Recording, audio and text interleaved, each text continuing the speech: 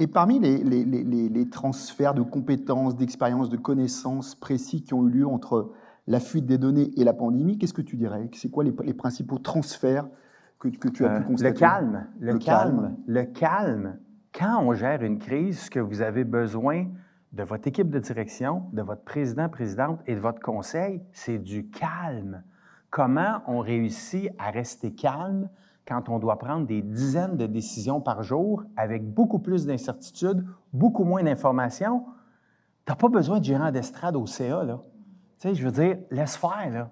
Challenge-moi, mais le lendemain, tu n'as pas besoin de me dire, je l'avais dit que c'était pas la bonne décision. J'ai pas de temps à perdre avec ces niaiseries-là, là. Sors de la salle, là.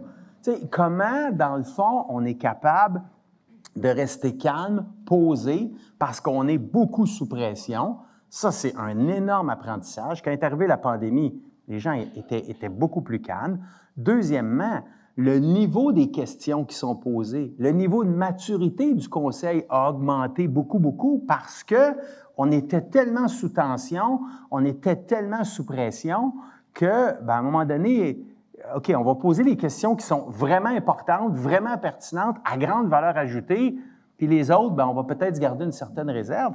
Puis le troisième élément, c'est que le conseil d'administration comme entité a pris confiance en lui parce qu'ils ont développé des réflexes de confiance mutuelle, de OK, on voit que cette personne-là a une expertise un peu plus grande là-dedans, OK.